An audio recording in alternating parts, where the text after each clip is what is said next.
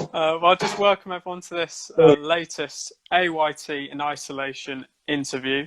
This is the first of these that we've live streamed, so you might want to take the time to say a little prayer, because if anything goes wrong, we'll be totally exposed. It's a little bit like the live daily Downing Street conference, except less joyless, less soulless, more honest. Instead of Matt Hancock, you've got Matt Barton, and instead of, well, who would you like to be? You're not exactly spoilt for choice. I'm just me. I'm just me, Matt. Which of the hunky scientific advisors should I go for? It's difficult. Obi said better people. It's like the daily briefing, but with better people. That's quite great. Nice. That's nice. Great way to look at it. Well, let me introduce who you really are then. And that's a director whose diverse and exciting career encompasses work as assistant director on seminal Royal Court productions, including Hangmen, X, and Escaped Alone, through to directing a sellout Young Vic production of The Mountaintop in 2016, for which he received the JMK Award. Since then, he's gone on to direct productions at the National Theatre, including Nine Nights, which transferred to the West End, and a revival of Master Harold and the Boys, described in the Times as a thing of beauty. He's been made associate artist at the Dunbar Warehouse. I didn't know that. Well, you do now. A thing of beauty, Roy. You should have that as a poster frame somewhere. And most recently, last year, he was appointed Joint Artistic Director of Manchester's Royal Exchange, while his production of Antigone was due to open at the Lyric Hammersmith at the end of April. It's a pleasure to welcome Roy Alexander Weise. Good afternoon. Afternoon. How was that, listening to all of your stellar achievements? Well, how have you been? How's lockdown been for you?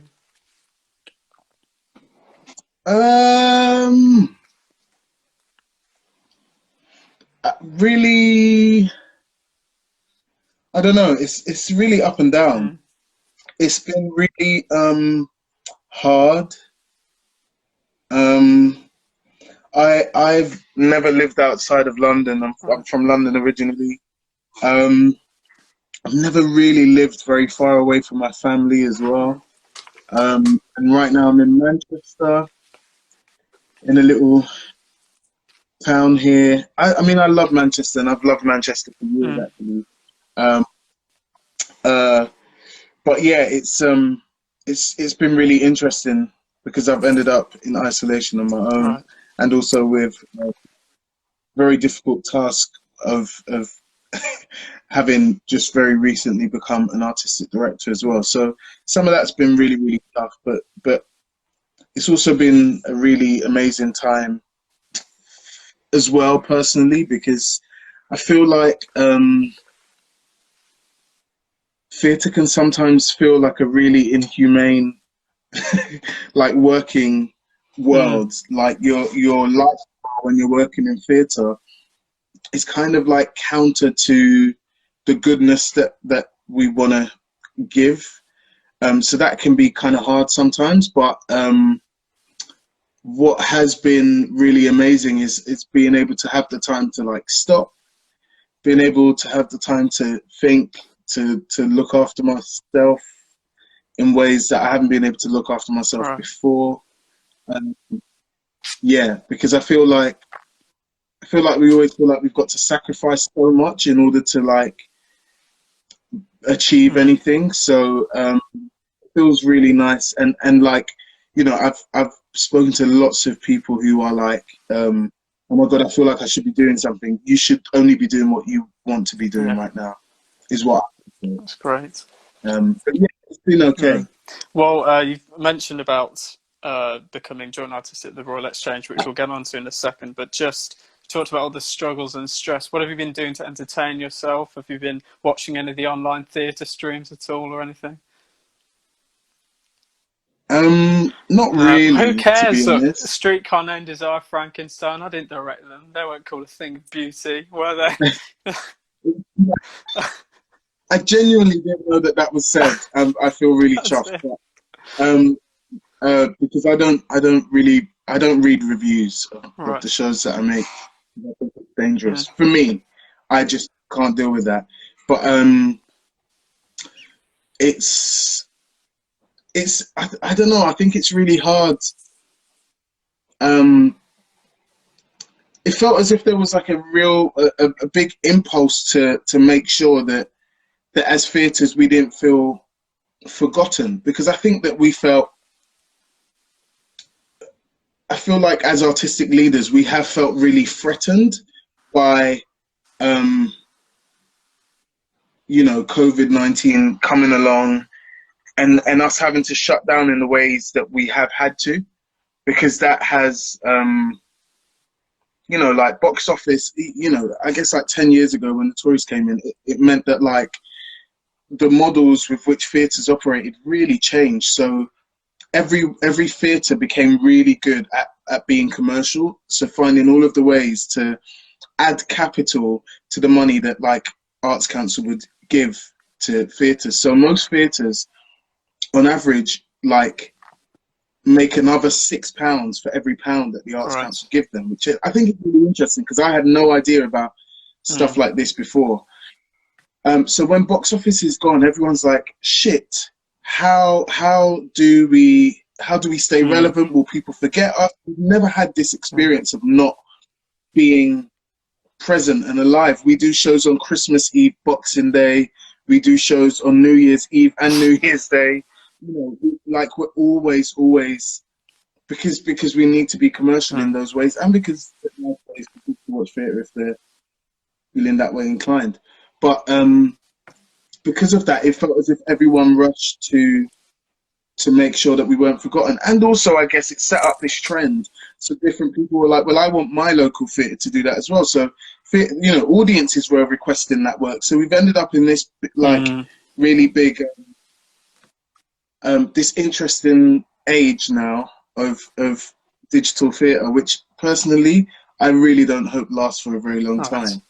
Because, because I think it's weird. I think we are not we know how to build stuff. We know how to revolve, Mm. fly. We know how to Of fly course. people even, but we don't know how to shoot Mm. films. And that's essentially what we've had to learn to do really, really quickly.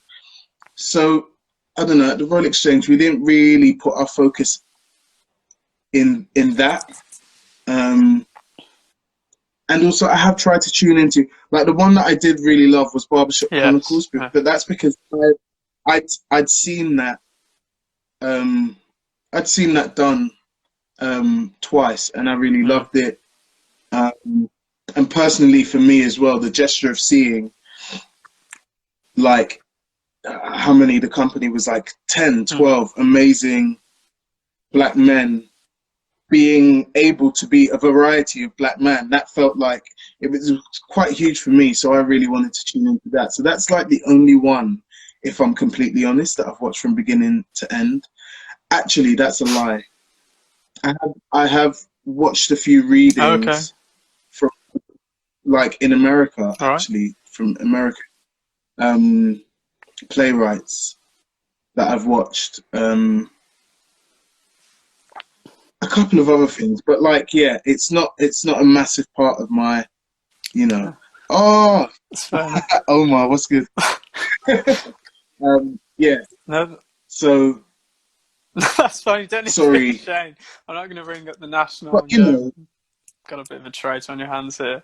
but it's amazing though because I think actually for some people this is the first like weirdly enough, I have had a lot of people that don't go to the theatre that often being like, oh, I can watch Yeah. plays online.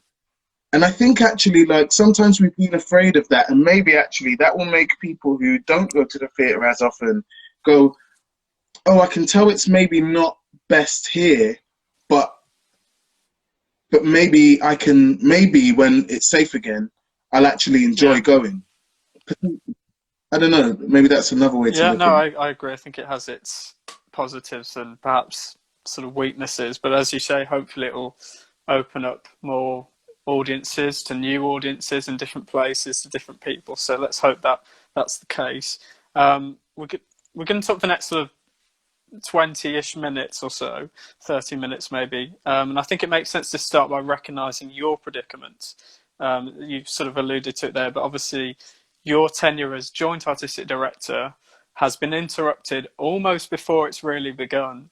So how is it coming into this new job and then being forced to suspend everything so early on? Apart from really frustrating. It's been shit, I guess. We've been kind of gearing up to creating the first season, which I think we were quite proud of. Weirdly, also going, oh my God, this is a lot harder than I think we thought it would be.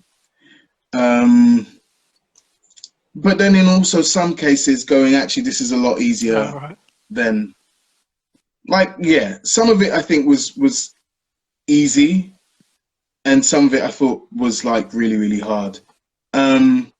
But that first season, I guess, is like completely on pause. But in a way, it's quite useful because then we begin this chapter really thinking about why we should exist, what we should exist for, and who we should exist for. And in a way, because it's not a drill, I was going to say it feels like a better exercise, but it's not an exercise, it is the reality. But in a way, it means that we're asking all of the right questions about what our theatre is and what it should be, and learning loads about like budgets and money. Like I think we're in our scenario as well is that we are also joint chief executives, so we are responsible for the business as well, which is like wild because that's not really in my skill set. But I have been learning it out of necessity and beginning to enjoy it actually, because I'm realizing that like budgets and money really tell the story of what an organization is and what it invests in. And actually, yeah, that's been really, really interesting. And the political side of things has been really frustrating as well. Like actually we've been plunged right into the very deep political end of things because everyone is really fighting for survival at the moment. But I guess the good thing is that like we're hoping that, like, you know, this year 2020 is going to be a shit year, and it's okay, and we're embracing that it's going to be a shit year. In fact, we're probably going to work so that it is the worst year ever, and then can't get any worse than 2020. Yeah. So that in the hope that actually like there is a resilience that we would have built and an openness that we would have built from this difficulty and this challenge, meaning that like actually it's almost like getting 3-4 years training in one, and then we get to enjoy it a bit more maybe. That's my hope anyway. But well, obviously your artistic directorship is a partnership with Bryony Shanahan. How have you found that generally, and how's that affected the way you've been making these decisions and safeguarding your theatre's future?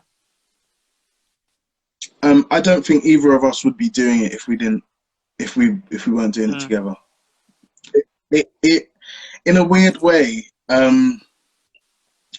because I always have to consider Steve, our exec, and Bryony when we're thinking about anything or making any decisions, because I always have to consider other people. I feel like I don't know, like it completely it strips me of ego in a way, because it can't be about what I want. It can't be about what any of us want. It has to be about what the theatre needs and what we understand the communities of our theatre need. And so, I mean, it doesn't necessarily make the best financial case, but I do think that there is a really good case for why theatres should not be led by just one person. But also, I that is long. I wouldn't. I didn't want to be an artistic director, to be honest. But it was the experience that I was having as an artist that led me to this path, because I understood that that there are structural things that need to shift, I think, in order for my freelance life to be better than what it is. That comment.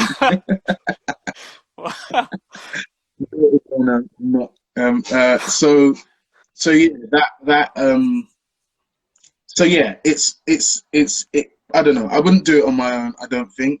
And I absolutely love Bryony, and like, we've known each other for years, and we, like, even when it is really terrible, we're able to figure out a way to have fun doing it.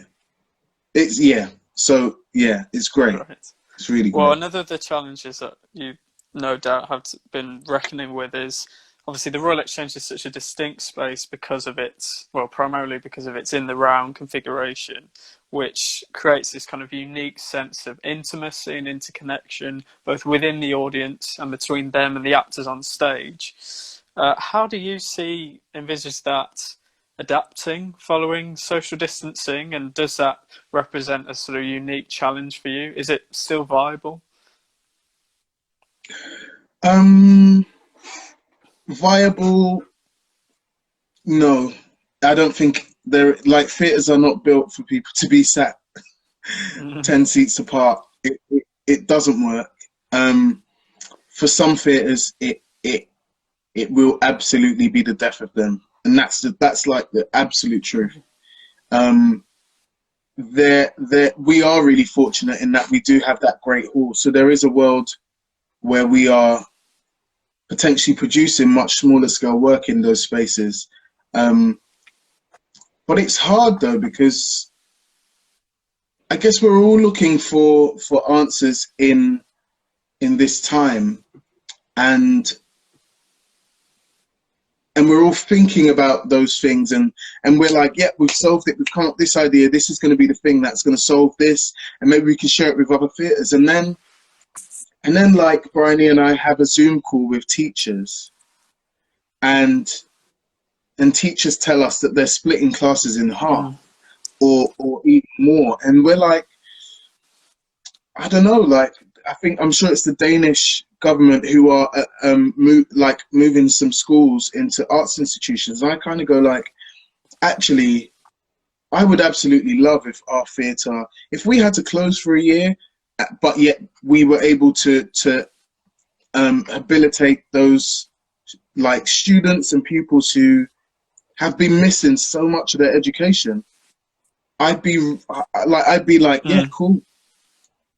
I'd be really okay with that, because I think that theatres exist for much more than just putting on costumes and telling stories. Those stories are hugely important, but as this period of time has shown, we can receive stories in many other ways. You know, you get stories on Instagram every 10 seconds. Like, you can receive stories and have interesting conversations and debates in lots of ways. But I think theatres are civic spaces for everyone. We fill the gaps that the libraries that are gone take. We are not necessarily the creches, but you know, we are those spaces, the community centres that are gone. We are the youth clubs that are gone. We need to be, I believe, all of those things, because when we are, like, we become a space where that combination of people could never like come together in that space again. And we, you know, essentially we become, I don't know, we pick up where democracy is rubbish. Like, all of the where bureaucratic stuff falls, we can pick up that stuff and we can have those knotty and difficult conversations, and we can put people in rooms together who maybe haven't been in rooms together before and have those conversations, I think.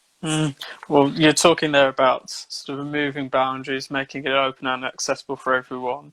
I've seen you express openly your feelings about the BAME acronym, BAME. You tweeted recently, "I'm black, not BAME," which echoes other theatre figures like Kwame Kwei-Armah at the Young Vic. And last week you issued a joint letter to the Culture Secretary on the importance of protecting representation. A lot of your work too has explored representations of black history and culture. The next show, in fact, at the Royal Exchange was going to be Winston Pinnock's Rockets and Blue Lights. And during the coronavirus, we know things like how it's disproportionately affecting people from ethnic minorities. So does this context reaffirm for you the importance of promoting black culture, and how do you feel about the government's response to things like the coronavirus when you think about the "we're all in this together" rhetoric? How do you feel about all of that?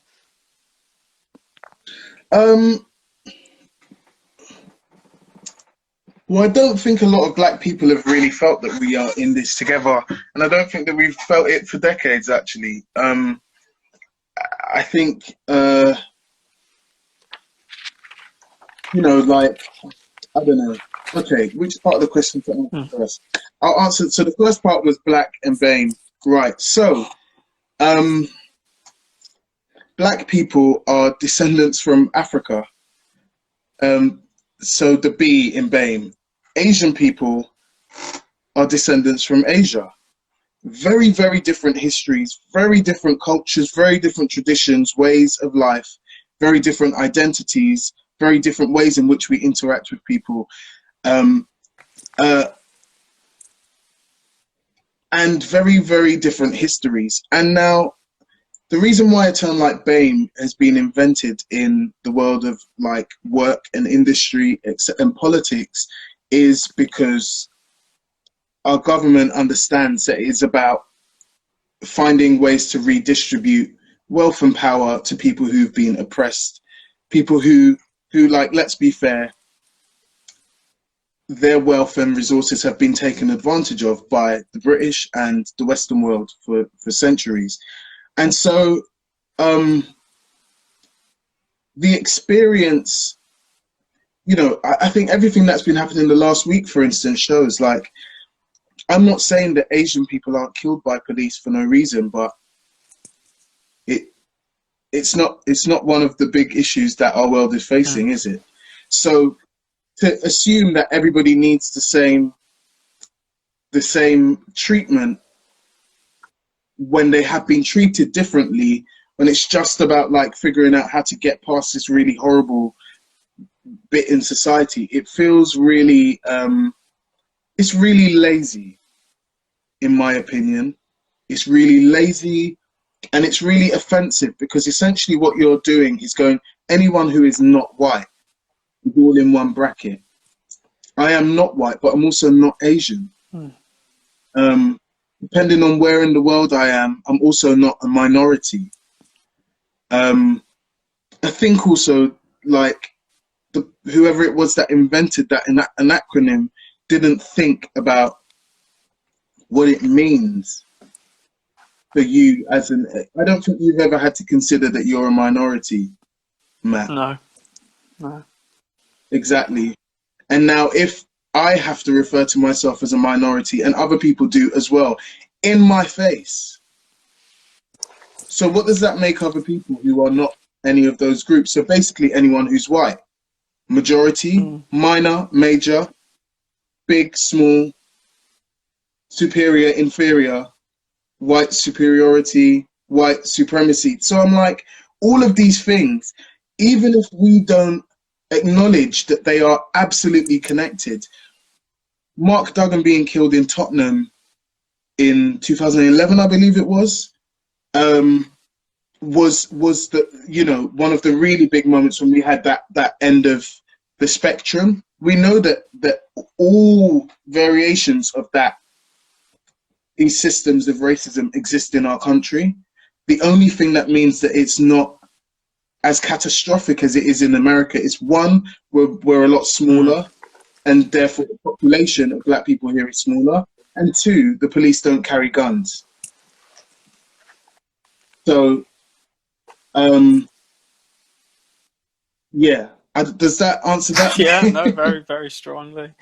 What were the other bits of that question? Well, you've addressed you sort of addressed how the government, you said at the start, how black people haven't felt that we're all in this together, that there has been this disproportionality, and you've addressed the acronym, the way that is divisive in itself. You know what it is? It's that coronavirus has illuminated all of that. Coronavirus has said, there you go. This is the example of how it, like, if you ordered anything on Uber Eats or Deliveroo, like, what are the actual chances of that person being white? Yeah. Bus drivers, depending on where in the country you are, but in major cities, predominantly, they are working class people of color. Nurses and doctors, janitors in hospitals, janitors in any business. Who are they? People of color. Do people actually think that people of color just want to be cleaners? And no, obviously not. But there's a reason why that happens. And people don't think hard enough about where that comes from and why that is. But that's because if you are in a position where you are privileged and you don't have to wrestle with that, you can absolutely live in the same places in the world and have completely different experiences, depending on what your race is. So, yeah, that's how coronavirus has, and the government have, like, they've just showed their ass, is what I think. Well, do you worry then that as a result of coronavirus, that certain outlets for marginalised groups, various marginalised groups, could be cut off due to all of the impacts of coronavirus in this period of crisis and difficulty?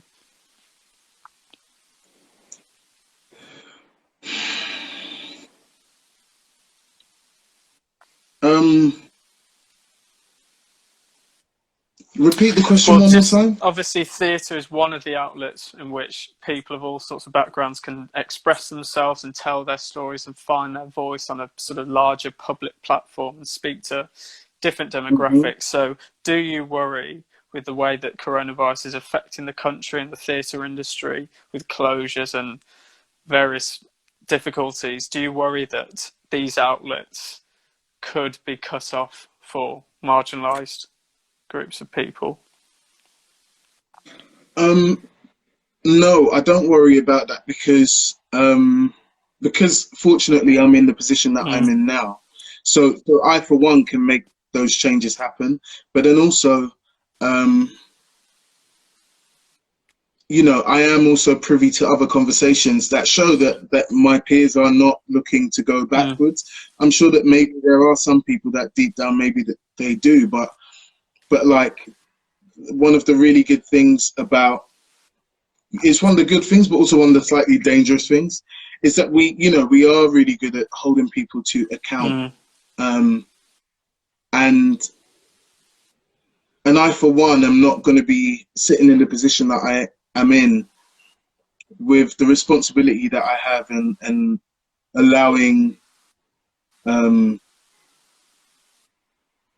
there not to be opportunity for more. The thing that is really clear, I think, for all of us is that anything that you do as a theatre right now, anything that you try to put on, any ticket you try to sell is a risk. So if everything is a risk, and like I said earlier on, one of the reasons that I didn't want to become an artistic director, but one of the reasons that I was is because I got really tired of hearing people say, "Oh, we're not sure that we can get the audience right. We're not sure." I did that. I did that. I've done it on several occasions with pieces of work that I've made, because I understand that these pieces of work do not sing the way that they should if people from those communities are not in the room, and people from those are not receiving that work. So I've worked really hard with theatres to make that possible. I think, you know, it just became really, really difficult navigating as a freelancer. So I was like, if I can do anything, it's show that it is possible to make these changes, and hopefully leave a structure or a blueprint that means that other people can do it. I don't want to be an artistic director forever. Like, I definitely at some point want to like fly free again and be a little theatre hoe and go to the national and then go to wherever, and then, like, you know, I want to. There are lots of things about being a freelancer that I absolutely loved, and about feeling connected and feeling like I had a family in different theatres. I love that. I absolutely loved it, but like necessity called, I guess. So here we are. Well, one of the ways that the Royal Exchange has been seeking support during this crisis is through a campaign which has asked, imagine Manchester without stories, imagine communities without a voice, imagine life without culture. We can't, can you? I wonder, what do you think is most important to be protected during this period? We've spoken about, for instance, as you said, ensuring that representation continues and is promoted. But yeah, what do you think is most kind of sacred that we ensure lasts and survives throughout this period? It's really interesting,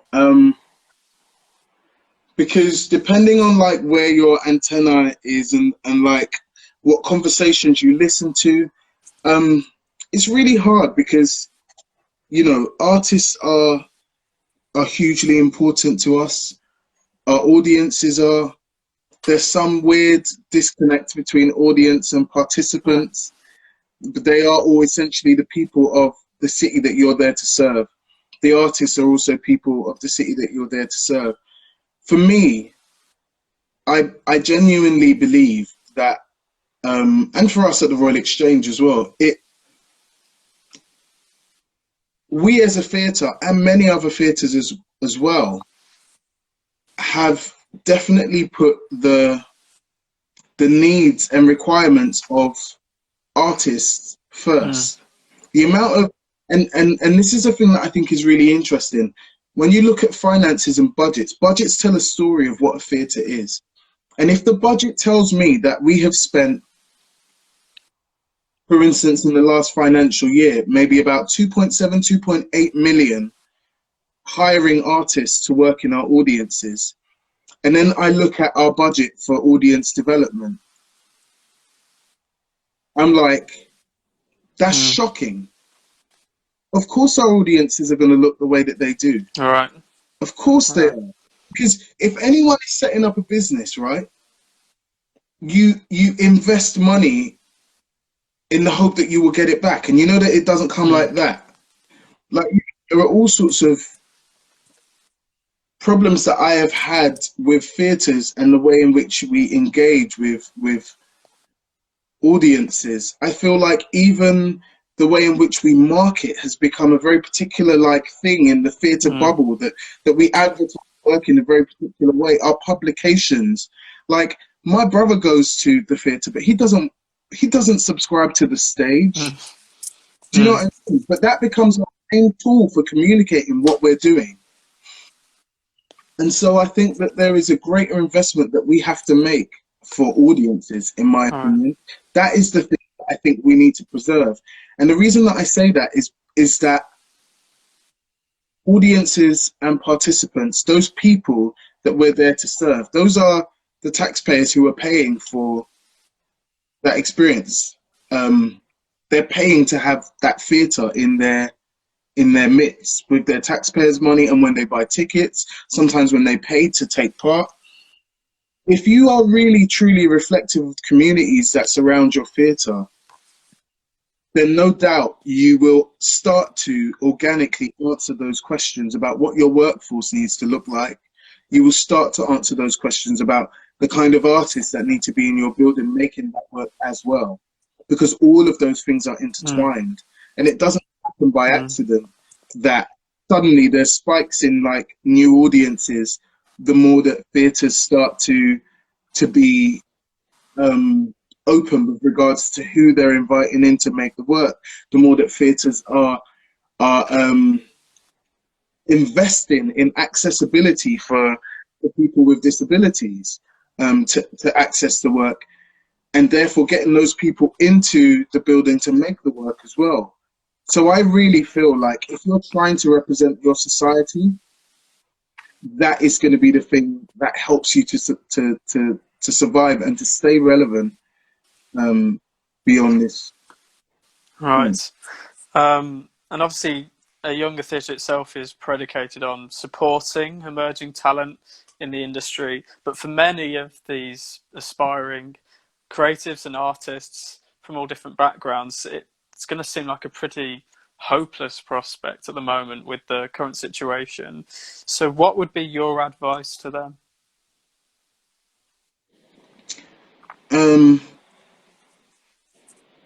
I would say, and I know this is going to sound really crap to start off with, but like, there is no shame in getting another job right now.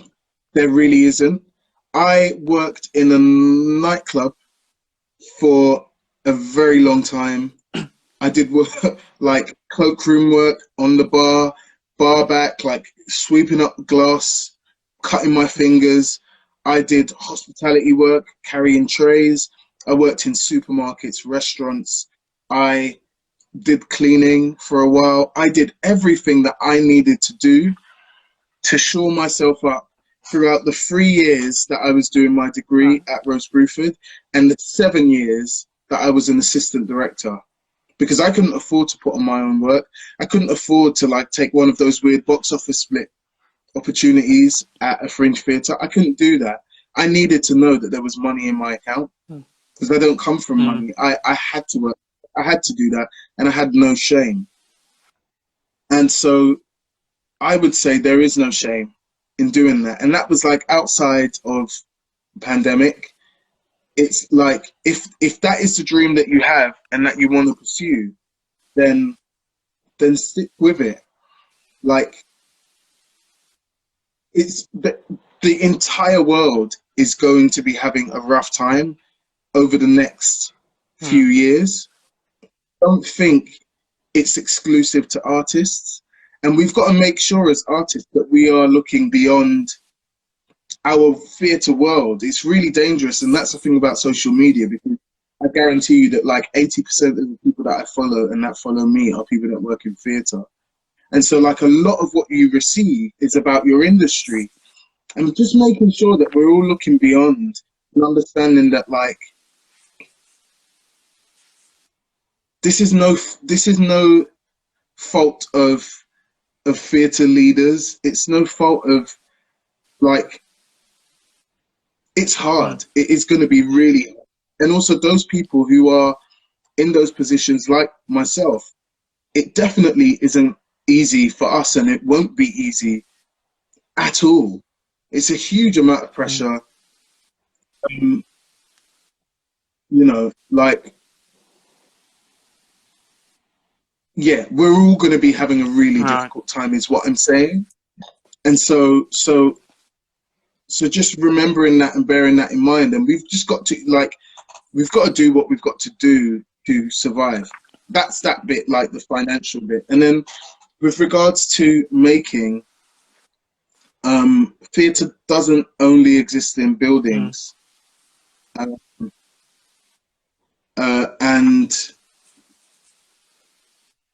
And also I think like, I don't know, like maybe actually we have a responsibility as artists to think of other ways in which we can serve audiences at this time. So, you know, we're like, okay, we might not be able to take our stuff, have work in the theatre and bring people into the theatre, but like, what can we do? What can we offer? You know, one of the things that we're thinking about is like, maybe we can support some schools, better understand how they might teach drama and theatre in a socially distant way, which also then might help to support other departments in schools like PE and science, maybe how to do some of those things as well. So I think, like, as artists, there's an opportunity that we have to lend the skill and the imagination that we have, because we have been afforded, I guess, the luxury of not necessarily having to work within structures that are so bureaucratic. We're still afforded that opportunity to really imagine. So, like, I would say, artists, if you want to stay active, it's trying to identify like areas within your community that need your support, that where your imagination comes in handy. Like, what are the things that you can take forward from your practice and give to other people, and like, how might people learn from that? You know, just like simple things like kids learning to speak publicly. You know, like that old school one of youth theatre and how important youth theatres are. So yeah, I think there are lots of ways that we can continue to be useful as a sector as a whole. But I just really, really, really feel that we've got to be as connected as possible in order for, like, there's no like versus. Every element of our industry, critics, set builders, like, we're all part of an ecology that works as a whole, and everyone, and to save all of it. Like, nobody's trying to like protect one bit, but everyone's trying to work for all of it, and hoping that it will come back stronger. Well, I think that's really inspiring and encouraging, and a really nice sort of antidote to the bleakness in which we find ourselves. Just to end on one last question then, what kind of work do you hope to see come out of this period?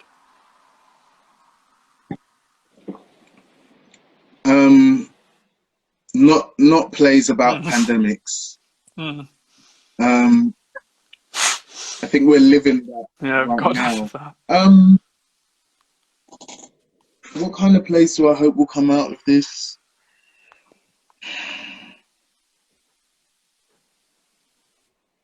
I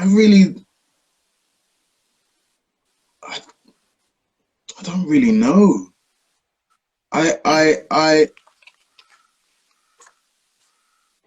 in a weird way, because I'm spending so much time working, I don't feel like I'm having the same experience as everyone else. But I don't know. I think I think there needs to be some acknowledgement of what we've experienced now. I think there needs to be work that is really about connection and about people being able to be together again. Not necessarily like the story of the first time that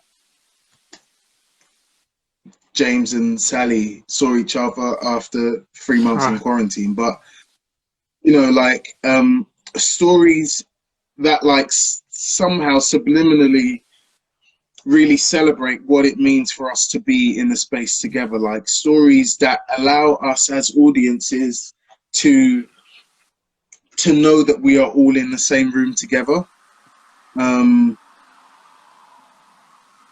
Yeah. And some joy as well. Absolutely. Well, I think just because I'm aware we're coming to the end of time, I think that's a great note to end on. I think you certainly brought us joy and brought me joy throughout this conversation. It's been really interesting hearing about all of your philosophy and your working practices and everything. And thanks to everyone. I'm sorry I couldn't get through any of the questions really, but I hope to kind of answer some of the comments that we're getting throughout that as well. This is going to go up next week, I believe, on the YouTube channel, and keep an eye out for the upcoming interviews in the future. But all it leaves me to say is thank you so much, Roy, for giving your time this afternoon and answering so thoughtfully. It's an absolute pleasure.